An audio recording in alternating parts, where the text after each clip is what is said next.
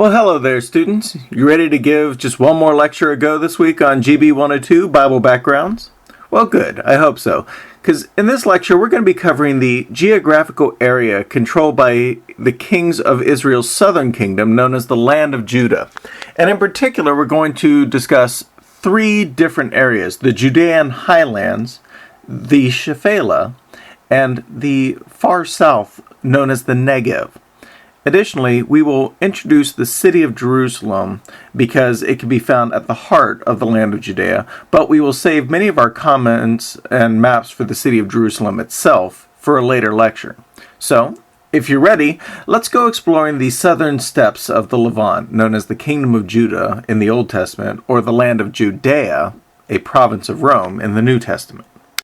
So let's start off by looking at a small and thin piece of land known as the Shephelah. This is a hilly area that served as a transitional land between the Philistine plain to the west and the land of Judah in the east. This was an area largely dominated by Eocene limestone hills and deep valleys that had perennial streams at the bottom filled with alluvial soils. It was a highly contested land, as both the kings of Judea, especially Saul and David, will fight numerous battles in the Shephelah to keep control of the central ridge away from the Philistines. So, while the word Shephelah occurs about 20 times in most modern translations, they usually end up getting that word usually ends up getting translated as foothills or lowlands, and in ye old King James English, it often just calls the area the valleys.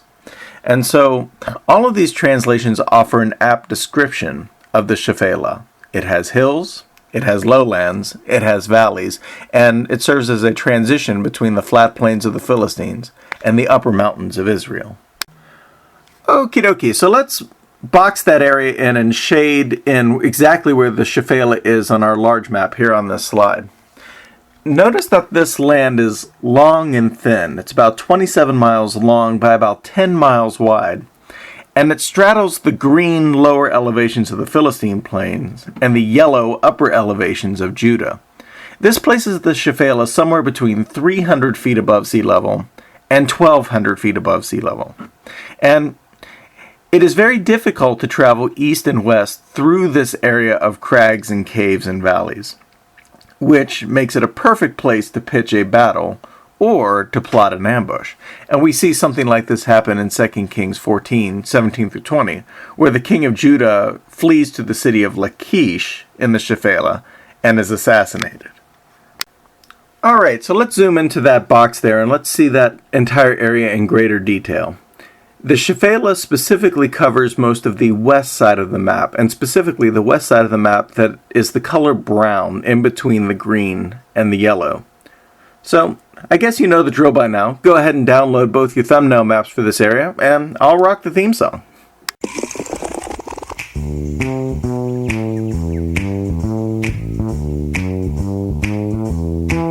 If there's a place you gotta go, I'm the one you need to know. I'm the map. So, if you've got your thumbnail maps downloaded, they should look something like this. Also notice that in this map that we've specifically combined the Shephelah, the land of Judah, and the Saddle of Benjamin. So if you want to, you can go ahead and mark some of the cities on the Saddle of Benjamin. This will give you some good practice for that. And it will also let you know that scale-wise, this area is much bigger than the Saddle of Benjamin. So, let's go ahead and identify all these areas we were just discussing on the Shephelah. As we pointed out just a few seconds ago, the Shephelah is that long, slender section on the west side of the map, and in general it looks like a pointer finger that's curved around a little, that has that kind of come-hither motion to it. To the west of the Shephelah, we see the Philistine plain there in green, and we looked at that already during the first week of class. To the north of the Shephelah, we find the Beth Horon Ridge route coming down from the Saddle of Benjamin, and we've already looked at that as well. So, to the east will be something we haven't looked at yet, and that is the land of Judah, and we'll explore that next. And to the south, we have the land known as the Negev, and we'll get to that at the last part of the lecture here. So on our map here, there are no major roadways going through the Shephelah, only broad alluvial valleys that facilitated travel. And if I had to pick, the two most important valleys are the Ajalon Valley, and this is a place where Joshua chased the Amorites in Joshua 10, 1 through 15, and the Sorek Valley. And this is the place where the Philistines sent the Ark of the Covenant back to the city of Beth Shemesh after it had caused them so much trouble in 1 Samuel 6:12. So, go ahead, pause your video here, and mark the maps as I have shown. We need the Ajalon Valley and the Sorek Valley. So, as we pointed out a few slides ago, the good news is that the northern portion of the map you've already seen before.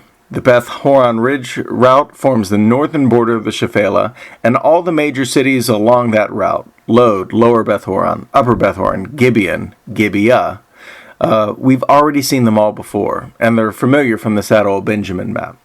Now, additionally, there are two major cities that we do want to mark in the Shephelah. The first is Beth Shemesh, there in the north in the Sorek Valley, and then Lachish, there to the south. And we have already seen these as well, but they were on the Philistine Plain map. So go ahead and pause the video here and mark the cities and roads as I have here on this slide. See? Nothing to it there at all. Oh, so your finished Shephelah map should look something like this. If you want to draw in some of the secondary roads, note that they usually run from Jerusalem down one of the major valleys. Like, for example, there's a road from Jerusalem down the Ajalon Valley. And there's a road from Jerusalem down to Beth Shemesh. But they're not major roads. Now, you can also draw a winding road from Hebron to Lachish here if you would like. So, with all those map locations out of the way, let's go ahead and talk about the three take-home points that you need to know about the Shephelah. So, our first take-home point about the Shephelah is that this is an area of low rolling hills. Areas like this are often known as Piedmont areas, and just like the Piedmont areas that we have here in the east coast of the United States, they serve as a buffer between the lowland tidewater areas and the upper mountain chains that are away from the oceans. So, the primary reason that the Shephelah is a lower elevated place than the upper mountain chain of the central ridge of the Levant is largely due to geology. The bedrock of the Shephelah is a mixture of Eocene limestones and chalk, and both of these erode much more quickly than Cenomanian limestone. So the Shephelah is just simply dissolving at a quicker rate than Israel's upper ridge. But also remember that these types of bedrocks, when they break down, make for a very poor soil quality. And so most of the farmlands that we're going to find in this area can only really be found in the narrow alluvial valleys that are in between the rolling hills, while the tops of the rolling hills will be fairly barren. And so this is why we had to mark the major valleys like the Ajalon Valley and the Sorek Valley, as these will be the only areas of the Shephelah that people are really going to want to settle, and in the cases of the Israelites and the Philistines, that they'll want to go to war over to control. So let's continue with this problem of poor soil quality. The second point to take home about the Shephelah is that settlers of this area have always had a problem growing trees and other important food items here. Many of the older commentators, when discussing this land, would call it a maquis, or the beginning of the steppe zones. And this is because the top of the foothills were often easily overgrown with grassy shrubs and hardy grains. 1 Kings 10:27 notes that the Shephelah was at one time home to many sycamore trees, but even these kind of trees are not known for their tall heights or their great girths. They're a stubborn plant, they're a hardy plant, and they grow well in places with a fair amount of rain, but not too much. And so, but even today, the sycamore tree is a rare sight as the quality of the soil has continued to diminish. And so the foothills or the Shephelah have remained lightly populated and sparsely farmed, even with the emergence of modern irrigation techniques that we could apply there today. Well, As we alluded to before, the Shephelah is a zone of confrontation. That is going to be our third point. It served as a buffer zone between the Philistines and the Israelites. And since the alluvial valleys of the Shephelah were the places where travel was made not easy, but less difficult, many of the great battles between the Philistines and the Israelites will occur here. For example, David will fight Goliath in the smaller valley of Soku in 1 Samuel 17:1. Samson, when he kills the 1,000 Philistines at Lehi, will do that presumably in a town that is in the Shephelah, or at least scholars make this presumption because of the context of the chapter. And this will be another reason why the Shephelah has always been sparsely settled and sparsely populated. Few people enjoy living in a perennial war zone, and it's even less attractive if the land is not all that rich, and so not really worth fighting for. So you may be asking yourself, well, why did they fight here at all? Well, the simple answer is defense. The Philistines wanted to keep the Israelites off the coastal plain, which was their land, and the Israelites wanted to keep the Philistines off the central mountain ridge, which was their land. And so the Shephelah, being the midpoint between these two areas, made sense. This is where these two groups are going to go to battle. And battle they did, with higher levels of frequency. So there we go. That was the land of the Shephelah.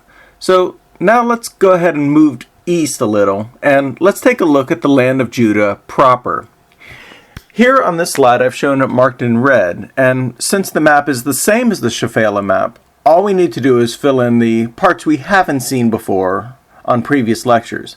So, like always, let's begin by identifying the regions of the land around Judah. So here's going to be our 4 cardinal points from the land of Judah. To the west of Judah, we have the Shephelah. To the north of Judah, we have the Saddle of Benjamin. And as we said earlier, the Saddle of Benjamin is the easiest way to approach Jerusalem and the rest of the hills of Judea. To the east, we have a large wilderness area, and then the Dead Sea, often called the Great Salt Sea in the biblical text. And then finally to the south, we have the Negev again, and this should give us an indication that the Negev is a very large area. In fact, the Negev will be the largest area we will cover in these classes on the Levant. But as I was hinting at on the previous slide, the land of Judah can be subdivided into 2 parts along an east-west axis. The western slopes of the mountain ridge are where most of the settlements are, while the eastern slopes of the ridge, there are simply few towns and even fewer possibilities when it comes to agriculture. The western slopes are often referred to as the Judean Highlands, and because of rain-shadow hydrology and a nice supply of terra rossa soils created from Cenomanian limestone, this area is very conducive for both farmland, meaning a lot of people will want to settle here and start a farm, but the area is also prime for building large walled cities because of adequate amounts of limestone. And in fact, because of this, several of the most important cities, well, at least important from an Israelite perspective, are going to be found in this area, such as Jerusalem and Hebron. But then there's this second section, the Judean wilderness to the east side of the mountain ridge, and the contrast between the east and west is like night and day. Or, to be more specific, it's like green and brown. Like the Shephelah, the east side of the mountains is made up of large, chalky deposits in the bedrock. But unlike the Shephelah, the Judean wilderness sits directly in the rain shadow of the mountain ridge, and this makes the area dry, barren, and nearly inhospitable to human life. You may remember that after the baptism of Jesus, our Lord goes into a wilderness area for 40 days and 40 nights, and many scholars assume that the closest wilderness area to the Jordan River is this area here. And if this is true, it is also notable that for this first temptation that Jesus receives from Satan, he is asked to turn the rocks into bread. Well, if he's on the east side of the Judean ridge, Jesus certainly would have had his choice of rocks, because you'd be hard-pressed to find anything else in this area. So, let's shift gears and go back to the map here for a second. And in particular, let's begin by marking the major roadways through the land of Judah. Now, the first one we've already seen on previous lectures. This is the Central Ridge Route, and it runs from Bethel all the way down to Hebron. So go ahead and pause the video here and mark the map as I've shown. It goes through Bethel to Mizpah, Ramah, Gibeah, and Jerusalem. We've already looked at all of those from the previous lecture on the Saddle of Benjamin, and then the road continues to wind south a little bit around Bethlehem, and then finally reaching Hebron there at the top of the mountain crest. But then, once we get to Hebron, the Central Ridge Route will make a divide, and it will divide into an east route and a west route, as I've got marked here on this slide. The west route will run clear off the map to the south and eventually connect with a city known as Beersheba or Beersheba, depending on how your translation spells it. To the east side, though, the Central Ridge Route will run all the way from Hebron off the map to the south to a city known as Arad, which was a major fortress city in the southern Levant. Now, the other two roads you're already somewhat familiar with. There's the Jericho Road, which runs from Jerusalem to Jericho, and this is going to be our primary road that runs through the wilderness of Judea. And as we pointed out earlier, this is a very deep sloping road going down, down, down, down, down. And as it goes down, it also gets drier and drier and drier until finally you get to the oasis of Jericho, and it feels like you're in a desert. And then heading off to the rest is the final major roadway of the land of Judah. And again, technically, it's a roadway of the Saddle of Benjamin. It's the Beth Horon Ridge Route, and it travels all the way from Gibeah down to Lod. Okay, so let's talk cities. Don't let this map intimidate you. Most of these points that we've seen here, we've already marked on previous maps. And so if you've had those maps memorized, you should also be able to find these fairly quickly. All of the places in the Shephelah and the Saddle of Benjamin we've looked at previous maps. And so really we only need to introduce 8 new cities. 4 of which are going to be in the western side of the Judean Hills, and 4 of which are going to be on the east side in the desert areas. And so let's look at the first 4 here. We have Jerusalem, which will eventually become David's capital city, but it was originally settled by a group of people known as the Jebusites. We find this in Joshua 10, verse 5. A little bit to the south of the map there, we find the great city of Hebron. Hebron will be David's main capital city before he conquers Jerusalem in 2 Samuel 5:5, and he'll rule there for 7 whole years in Hebron. And so this is also a very major fortress, and notice it is at the highest point on the ridge, and so Hebron is even more defendable than Jerusalem is. Now we also have 2 other cities that are going to become very important by the New Testament times. Now, there's Bethlehem that we see in Micah 5:2, which is predicted to be the place where the Messiah will come from. And when Herod asked the various Jewish scholars, where will the Messiah be born? Well, they just simply tell him, somewhere in Bethlehem. But also notice we have a city just a little bit to the south and east of Bethlehem, known as Herodium. Now, this place doesn't show up in the biblical text, but this is Herod's primary fortress. And so I do find it interesting that when the wise men come to visit and they ask Herod, where is the child who is to be king of the Jews? They're probably asking him at the Herodium, which is literally a stone's throw away from Bethlehem. So those are the 4 major cities of the Judean Hills: the town of Jerusalem, the town of Bethlehem, the fortress of the Herodium, and the town of Hebron. But notice we also have 4 cities there to the far east of the map. The first is Jericho, and this was a major oasis town. And Joshua will conquer this town in the book of Joshua, chapter 6, verse 26. But this town, even though it was cursed if it was ever rebuilt, the people will rebuild it. And by the New Testament times, Jericho is again a major city. Now, to the south of that, we find a very curious city known as En-Gedi. En-Gedi is a very mountainous and very, how should we say this, very cave-filled area. It's not so much a city as it is a place where bandits and other refugees will hide out. And in particular, one of those refugees is going to be David himself. In 1 Samuel chapter 24, David will flee to En-Gedi as a place that is far away from Saul. And it makes a lot of sense. En-Gedi is dry, which means if you want to attack it, you have to bring lots of provisions. It has numerous caves, so if you want to hide, well, you can. And then there's two other cities here on the map that don't appear in the biblical text, but they're very important if you're doing studies in the New Testament. And the northernmost is the city of Qumran. Qumran is the home of what many scholars believe to be the Essenes. Now, you'll find out all about the Essenes when you start reading Josephus. So I don't want to take all his thunder away, but the simple fact about that is Qumran is going to be the place where a group of disenfranchised Jewish people are going to flee to the desert because of all of the corruption that they think they see in Jerusalem. And so they're going to want to start a new and pure Jewish community in Qumran.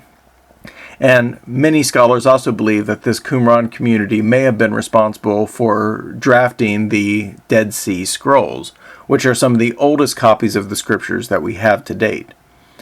And then finally there to the far south and east, we have the fortress of Masada. This is going to be, we'll call it Herod's fortress of last resort. It's a huge fortress built on top of a mesa. And this will be the last of the Jewish fortresses that is conquered during the Roman Civil War in 73 AD.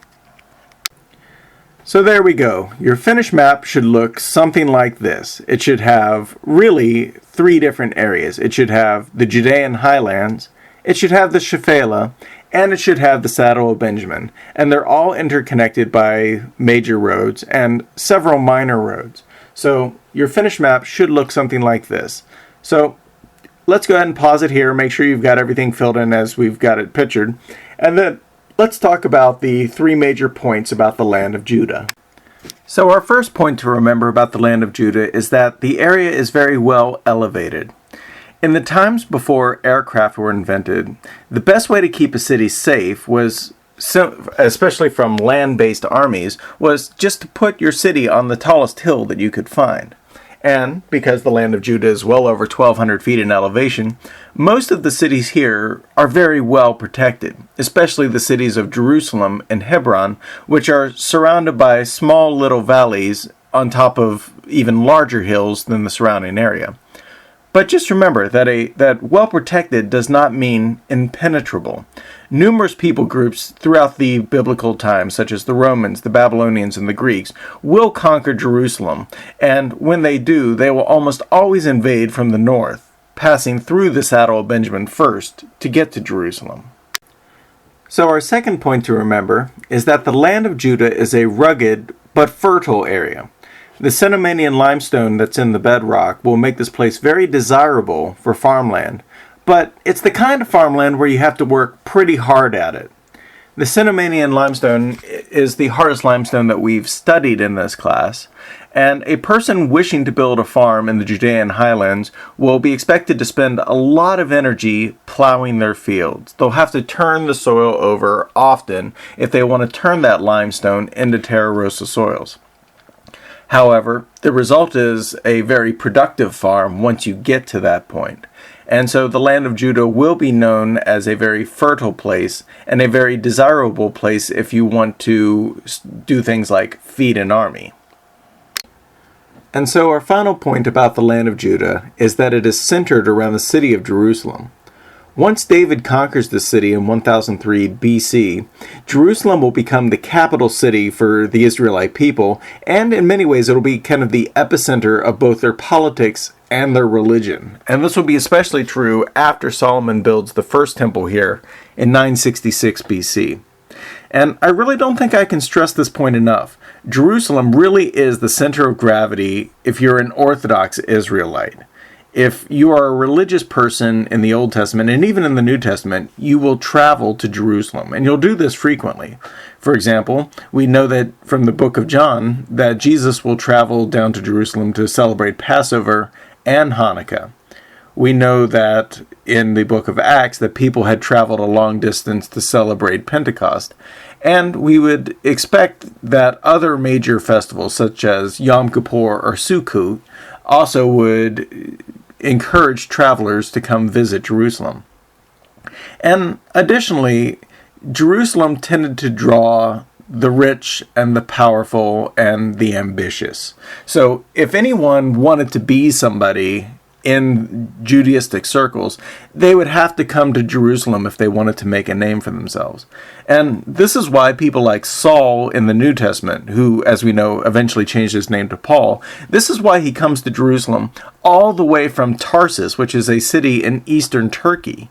He's wanting to study with a rabbi named Gamaliel, and if you want to study with a big name, you have to go to Jerusalem in order to study. And so many aspiring young rabbis will come to Jerusalem to specifically learn from the old and venerable masters here. Okie dokie. So let's leave the land of Judea behind and let's move to the south, to the Negev.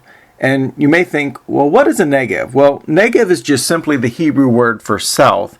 And as you can see on this map, there's a lot of south. In fact, the Negev is a very ambiguous area. And so when we look at our map, we are technically only going to look at the northern section of this red area that I have shaded here. So go ahead and pause your video here and download your thumbnails, and I'll play your theme music one last time for the day.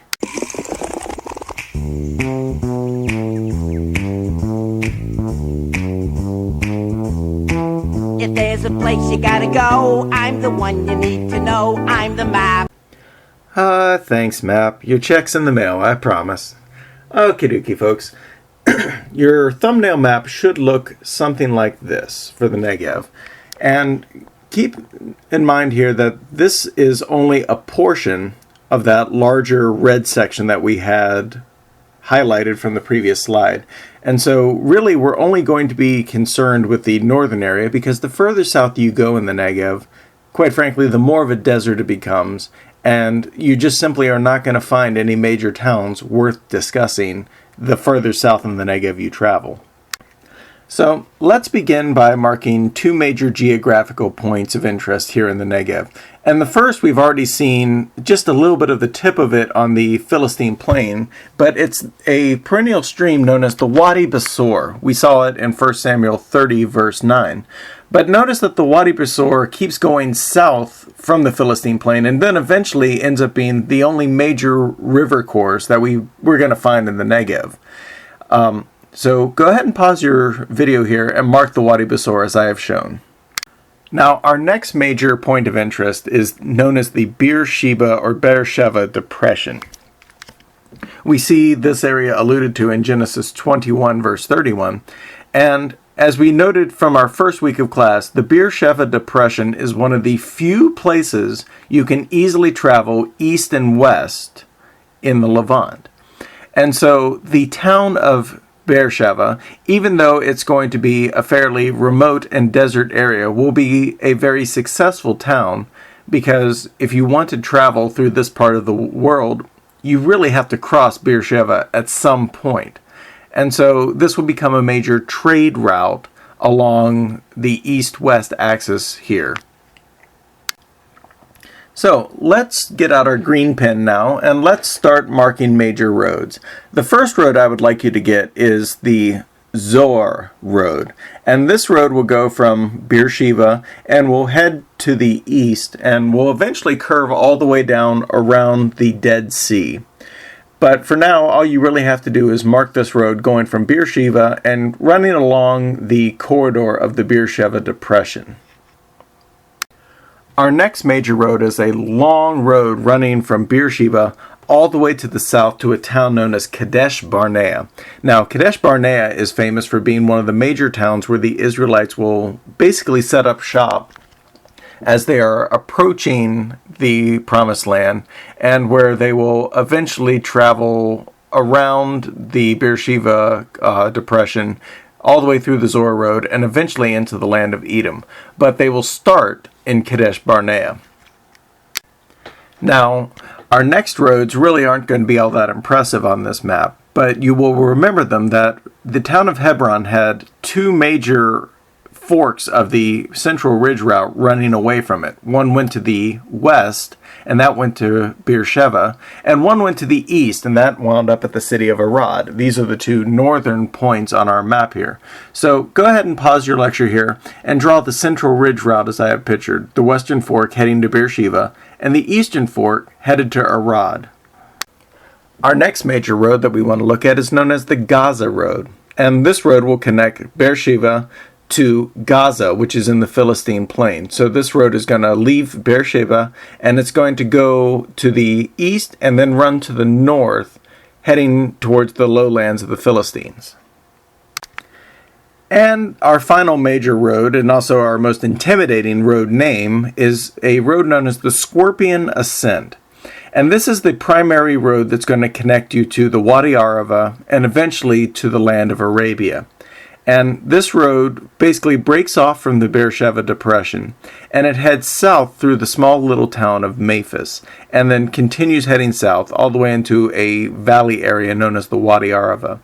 But keep in mind that all 5 of these roads, the Central Ridge Route, the Kadesh Road, the Zorah Road, the Gaza Road, and the Scorpion Ascent, all make a connection with the Beersheba Depression, and for the most part, make a connection with the town of Beersheba. And this was why Beersheba is going to be one of the more important cities of the South. It is a major roadway, or specifically, it is a major crossroads for this area. Alrighty, so there you go. Easiest map we're going to do all day. Your finished map should look something like this. And if you want to fill in a couple of other smaller roads, you may also want to connect a road going from Arad down into the Beersheba Depression as well. But these are going to be your major travel routes through the Negev. And for the most part, you either go south following the grain of the elevation, or you can go east-west, but you have to take the Beersheba corridor to do it. Okay, so now let's go on to our 3 major points of interest about the land of the Negev. The first is that the land of the Negev receives less than 8 inches of rain per year. The southern section receives less than 2 inches of rain per year, and this makes the Negev a veritable desert place. The only kind of plants that can really grow here are the kinds that grow with very little water to start with. So you'll find things like the acacia tree and the desert scrub that kind of dominate this area.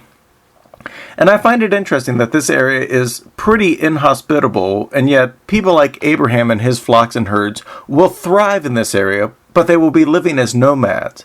And so, simply put, if you're going to live in the Negev, if a person is going to carry on their business here and thrive in a desert place like this, one usually has to have God on your side in order to not just make it here at all, but make it big.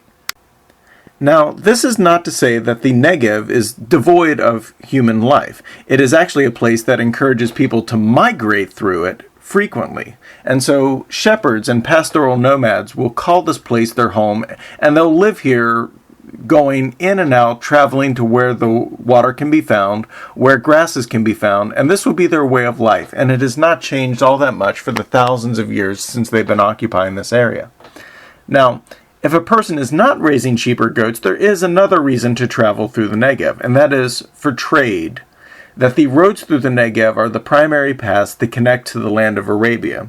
And so if a person wants to trade in exotic commodities like spices, one usually has to travel through the Negev in order to reach the land of Arabia.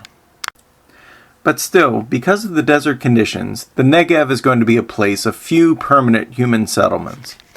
Only towns like Beersheba and Arad in the north will grow to any appreciable size, and this will be largely due to their closeness to other areas.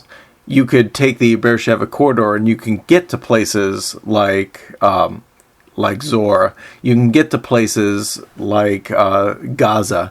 And so the Beersheba corridor will prove to be much more than just a travel route. It will be a lifeline for supplies to these small desert towns like Beersheba and Arad. And because of this, these places will become major trading posts, kind of the last big stop before you head out of town, especially if you're heading on a long journey to a place like Arabia.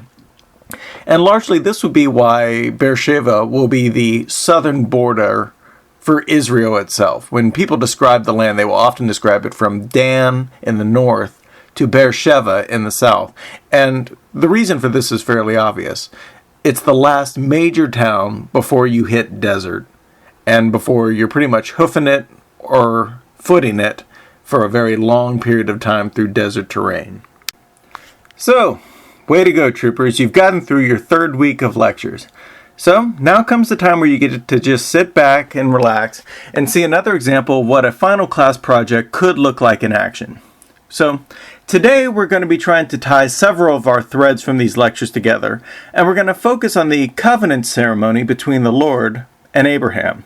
And this will be the second time in the book of Genesis where God will choose to make a covenant with an individual. The first example, we saw that with Noah in Genesis 9:9. Now, the covenant of Noah is definitely important. After all, nobody wants to see another worldwide flood, let alone survive another worldwide flood again. But this first covenant does not dominate the minds of the biblical writers like the covenant of Abraham. Simply put, this covenant with Abraham is going to set in motion God's plan of salvation in a way that Noah's covenant does not. And in the process, it's going to establish Abraham and his family as the key players in the drama of human redemption. Now, for this scripture passage, our major players in the story are Abraham and God.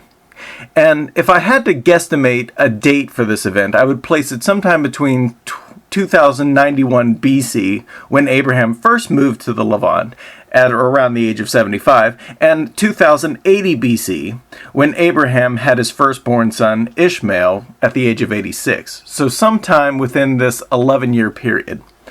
And additionally, it's hard to place an exact location on Abraham's whereabouts from this text. And the context of the Genesis patriarchal narratives, we last saw Abraham in Genesis 14:17 in a place known as the Valley of Shephelah. And, well, this is a place that's only mentioned in Genesis 14. So scholars, quite frankly, don't have a clue where this valley is located. The only real hints that we have to go on is that the city of Sodom is described as being close to the town of Zor, so somewhere in the southern Negev, just south of the Dead Sea. And also we are told in Genesis 14 that there is a city of Salem, which has often been hypothesized to be the city of Jerusalem. Well, just to complicate finding a location even further, we don't know how much time has passed between Genesis 14 and Genesis 15. And so this could mean that Abraham is continuing his migratory patterns that he's established thus far in the book of Genesis.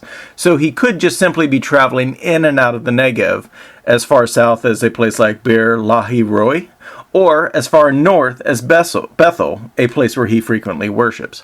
So, in the end, the geographical considerations for this little presentation are going to take a backseat to the theological point of the text. And that point is this, that God is revealing to Abraham that he is a covenant-making God and a covenant-keeping God. And this idea will be a new revelation to Abraham, but it will establish two precedents that will last throughout biblical literature. The first is that God keeps his covenants, and he's willing to place his own life and reputation on the line to uphold it. And second, that there is that righteousness, that this idea of righteousness is a gift that God bestows upon his people, and he bestows it not necessarily because of their actions, but because of their faith. So our text begins here with God appearing to Abraham in a vision. In Genesis 15:1 we read, quote, "After these things, the word of the Lord came to Abraham in a vision," unquote. And this word for vision is an unusual word. It's the Hebrew word mahazah, and it rarely occurs in the Old Testament. In fact, it only occurs 4 times. And this is the only time it's used positively. It's usually a fairly negative term used for referring to false prophets such as Balaam in Numbers 24 and the lying prophets in Ezekiel 13. So here's the only place where the term is used to describe a positive and true revelation from God. And I'd like to begin by just noting that this is where God instigates the conversation. Notice who is the actor and who is the object. God instigates this conversation. And this will be the pattern that we'll see over and over again throughout the biblical text, that God is always the first to make a move when it comes to finding him. He is the one to instigate all covenants that Abraham enters into, and that Abraham doesn't come to God and say, "Hey, God, I like you, make a covenant with me."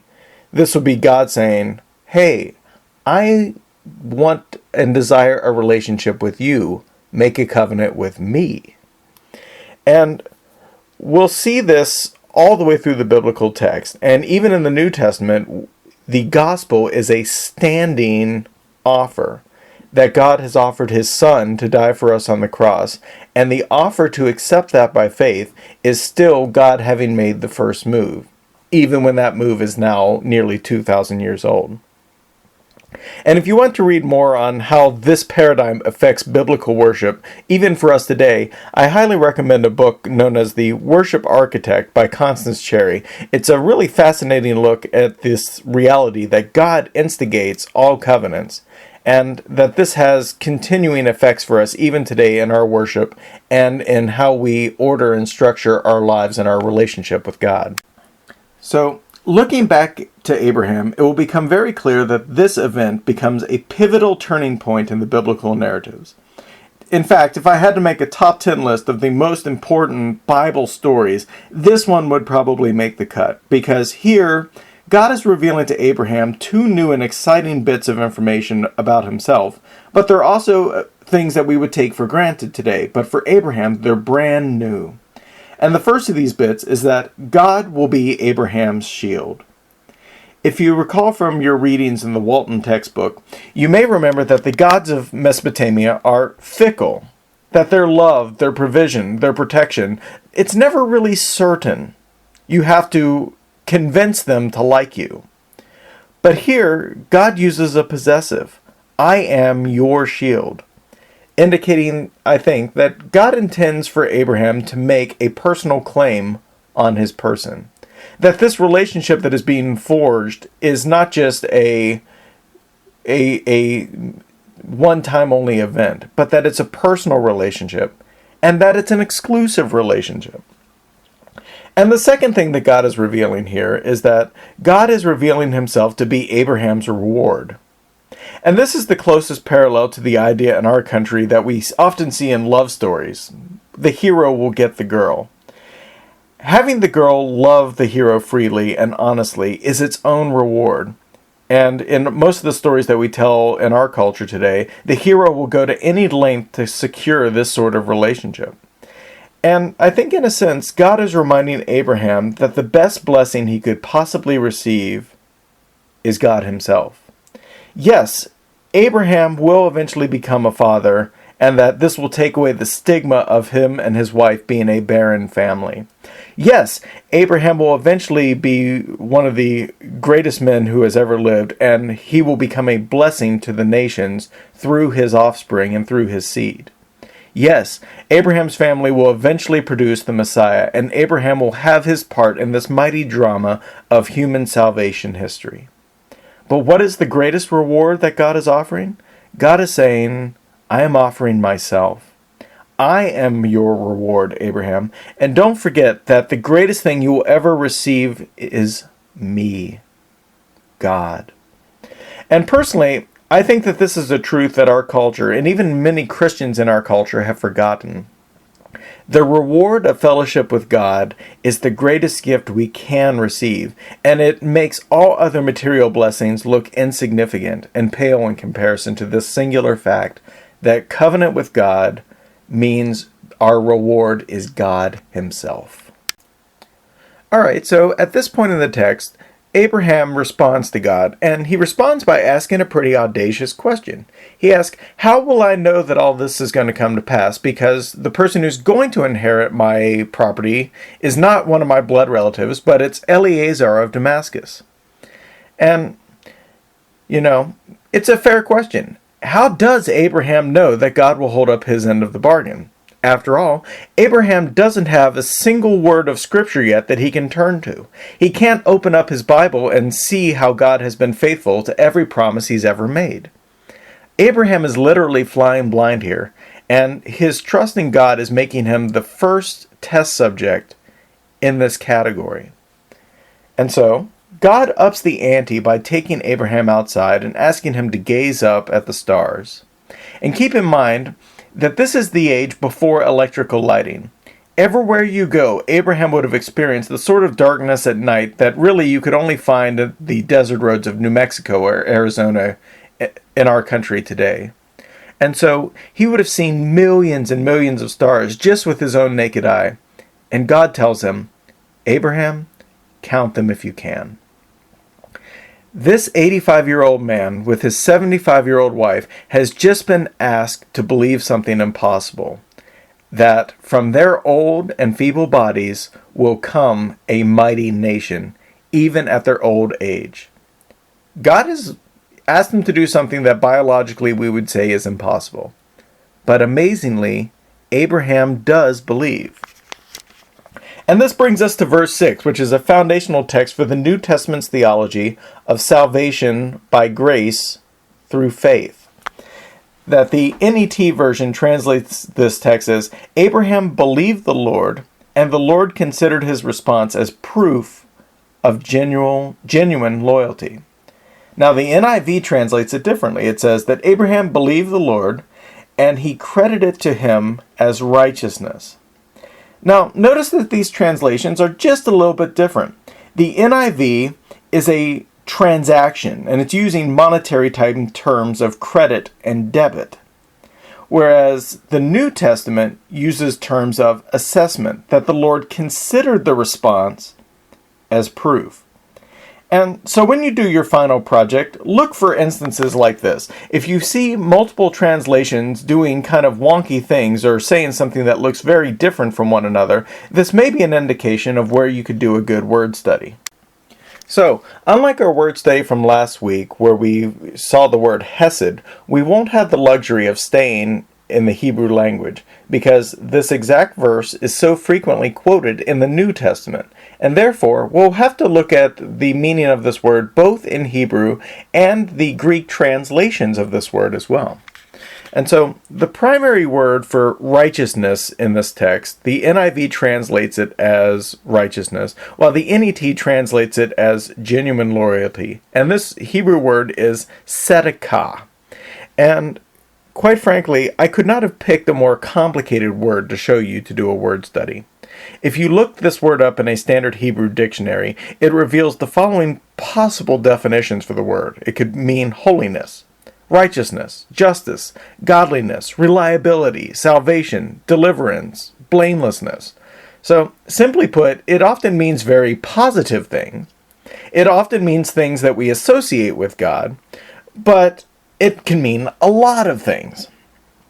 And for example, in the New International Dictionary of Old Testament Theology and Exegesis, Van Gemmeren's article runs about 25 pages long, indicating that this word has many, many types of usage.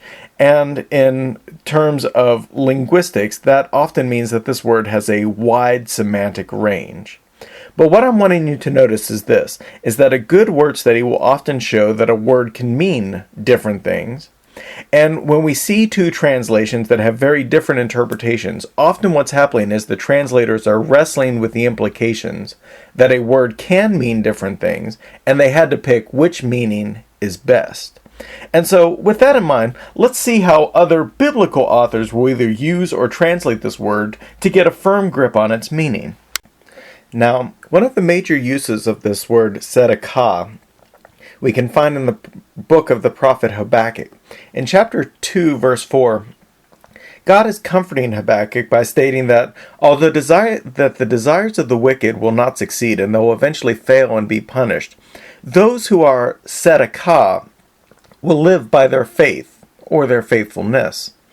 And again, we see the difference here in the NET and the NIV translations. The NET translates this word as a person of integrity, while the NIV has went with the definition of righteousness again.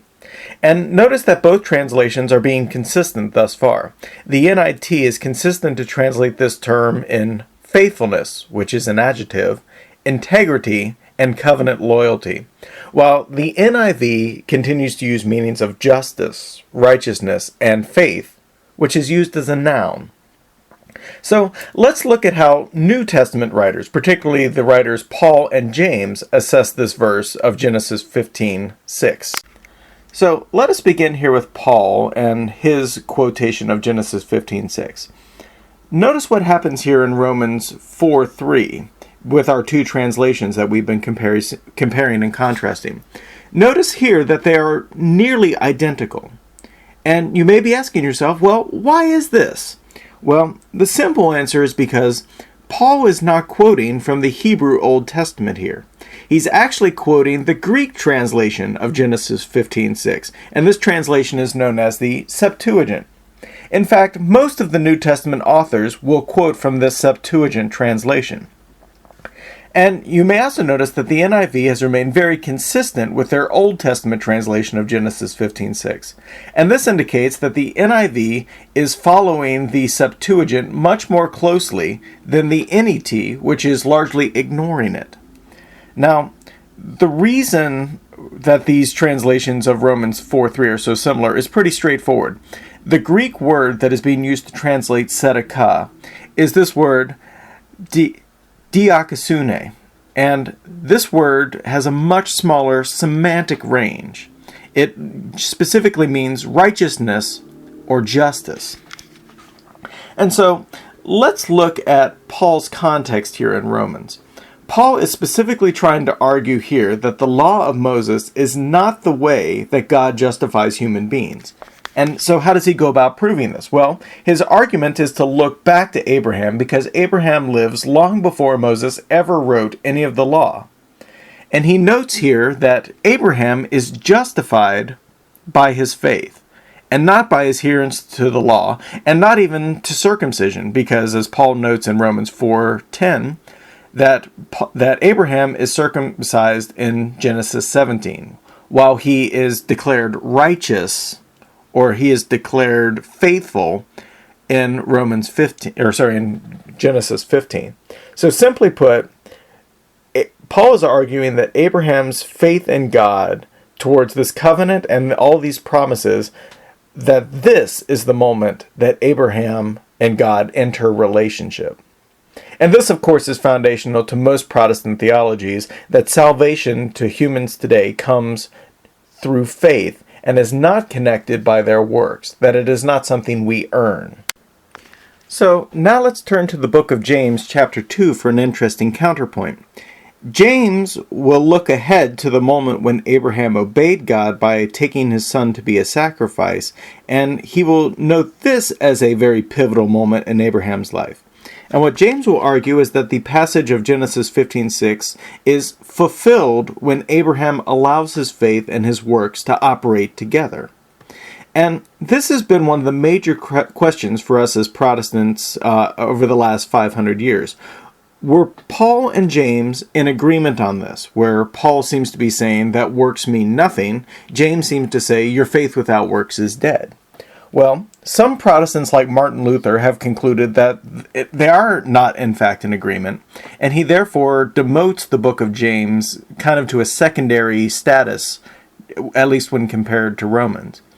Now, other Protestants haven't been so drastic, and they've generally concluded that yes, they are in agreement, but that they are looking at the problem from different aspects, that Paul is more trying to pinpoint the moment of salvation, whereas James is trying to pinpoint how does one exhibit a lifestyle of faithfulness.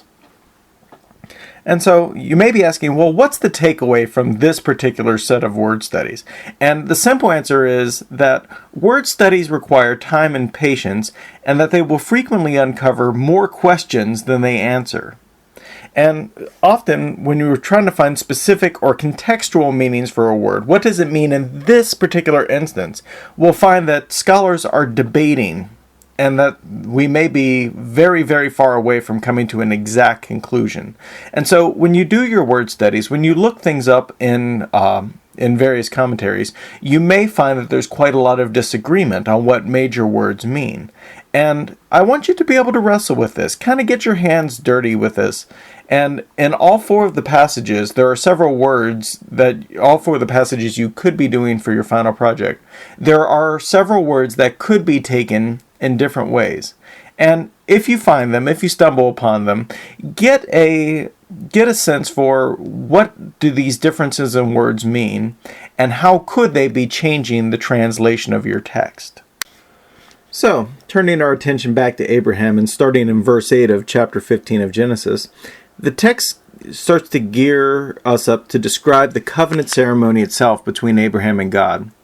And it begins with Abraham being requested to make 5 sacrifices. He is to sacrifice a cow, a goat, a ram, a dove, and a pigeon. Now, with the larger animals, he is to cut them in half in order to facilitate what is known as the death walk, that the parties entering into this covenant will walk in between these animals that have been cut in half. And they're essentially placing a curse, saying that, may I be struck dead like these animals if I break my word. Now, before this takes place, though, Abraham has just a very real natural problem. Birds of the air are attracted to dead and rotting flesh, and these things are known as carrion birds. And particularly buzzards and vultures are very, very common to the land of the Levant. Now, commentators like John Hartley note that this may be a symbolic action as well, representing a departure from pagan practices of Mesopotamia and Egypt. You see, in these cultures, it was often believed that the sacrifice was meant to feed the gods, and that frequently that these scavenger birds would be agents or servers, and that they would bring the meat from the sacrifice up to the abode of the gods up in the heavens. Well, notice that Abraham isn't having any part of that. He is shooing the birds away because he has specific expectations for what will happen in this ritual. He and God are supposed to walk through this gory scene as they make their promises to one another. But then, even Abraham's expectations fall a little different from what actually happens. As the section ends, something unexpected does happen. Abraham begins to fall into a sound sleep, or some translations call it a trance, just as God is arriving. So, at this point, God begins to give Abraham his first major prophetic encounter. And though Abraham is concerned with the present, of how God is going to give him just one heir to fulfill this promise, God seems to be more interested in showing Abraham the big picture, even at this point. That his people will indeed become a mighty nation, but they will also become slaves in Egypt for 400 years. And now, as we're researching this, keep in mind that this is a prophecy that's made around 2880 BC. But the text is written 500 years later, around 1446 BC, when Moses is leading the people of Israel out of Egypt. When God originally gave this prophecy, it was made to assure Abraham that this was going to be a long-lasting covenant with far-reaching implications. But when Moses wrote this down for the Israelites, he is writing it after the fact. They've already experienced those 400 years, and now they're free and heading towards this land of promise. In all likelihood, Moses is having to reteach the Israelites some very basic things about their God, and one of the things they absolutely had to know as they're going through the Exodus, as they're being led by this pillar of fire or this pillar of cloud, depending on whether it was day or night. They're following this God, and they need to know, can I trust this God? And Moses' answer is to write down things like this in the book of Genesis to reaffirm to them that God has been in the habit of making promises for 400, 500 years up till this point. And look, he made a promise to Abraham, and now he's keeping it. He is the kind of God who keeps his promises, and that this entire thing, known as the Exodus, has not been some happy accident, but it had been planned from the very moment Abraham and God first cut their covenant together. Now, this process that we've just done is known as identifying the Sitzenleben. It's a German word. And when you identify the Sitzenleben, you make the distinction between what the text is talking about and the audience that would have received it. And in this case, the text is talking about Abraham and this promise. But the audience that would have first gotten this text is the Israelites 500 years later. And so keep that in mind when you go through your passage. Ask yourself, what is the text describing? But also ask yourself, who is the people group that would have originally gotten this? Because both are necessary to establish context and meaning. So finally, here at the end of this chapter, two objects finally pass through the pieces of the animals. And they are described as a flaming torch and a smoking pot. And many commentators have rightly asked the question, well, what do we make of this? And the most common consensus is this, that these objects are made to show Abraham a representation of God. You see, texts like in the New Testament, we find John chapter 1, verse 18, and they affirm that no one has ever seen God directly. And this would include Abraham. And so this flaming torch and this smoking pot may be a concession of sorts to Abraham. God is letting Abraham see something, and he is letting Abraham know just how serious God is about this covenant. Without, of course, showing God directly to Abraham and thus killing Abraham. But also note something very important about this event.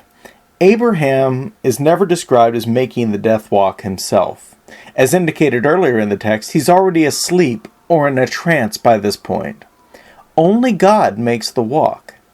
God has accepted Abraham's show of faith in verse 6 as sufficient proof. And so now, this ritual is more of a show to Abraham of what God's intentions are, and not to necessarily let Abraham show what his intentions are in return. Now, as the book of James says, Abraham will get his chance to show his faith a little bit more completely when his son and heir are born several decades later, and God will ask for another sacrifice. But for now, with the beginning of this covenant, it is simply God saying, I will maintain this. I will put my own life and my own integrity on the line. But this brings up an interesting question. Why does God perform the death walk? Can God be cursed? Can God be killed?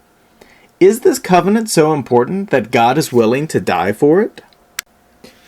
And the shocking New Testament answer to that question is yes. God will send his Son, and he will be willing to die for the sins of the people in order that they may experience true covenant, true fellowship with God, and even eternal life. And also notice that this text foreshadows many aspects of the New Testament covenant. As Paul will proclaim in Romans 8, neither height nor depth nor anything else in all of creation will be able to separate us from the love of God that is in Christ Jesus our Lord. We worship a God who takes his covenants very seriously, even to the point that he is willing to die for them. But this kind of covenant does require action on our parts. And that action is simple. It requires faith. But faith can be hard. Just as Abraham had a lot to swallow on blind faith that God was going to give this 85-year-old man and his 75-year-old wife a son, we are asked to believe that the execution of a first-century Jew named Jesus changed this world forever. And this too takes a certain amount of faith in the impossible, just like Abraham. And why would I say it's impossible? Well, think about it. How can our sins, which are as numerous as the sands of the sea, and as filthy as diseased rags, ever really be cleansed? Well, the answer is covenant, and a God who is willing to die in order to establish and maintain that covenant. So, my friends, rejoice. If you are in Christ, you share in this New Testament covenant. You are indeed sons and daughters of the living God. And as Paul once said, now if we are children, then we are heirs, heirs of God and co-heirs with Christ. And if indeed we share in his sufferings, in order that we may also share his glory. I consider that our present sufferings are not worth comparing to the glory that will be revealed in us. So, let this promise comfort you and give you hope, my friends. Our God is a covenant-making and a covenant-keeping God, and in this fact we have true hope indeed. Ba-ba-da-ba-ba-ba! This presentation was brought to you by Bill Arnold and Encountering the Book of Genesis. Also brought to you by Constance Cherry, the worship architect. Also brought to you in part by John E. Hartley in the New International Biblical Commentary series on Genesis. Brought to you by this word study by William Van Gemeren in the New International Dictionary of Old Testament Theology.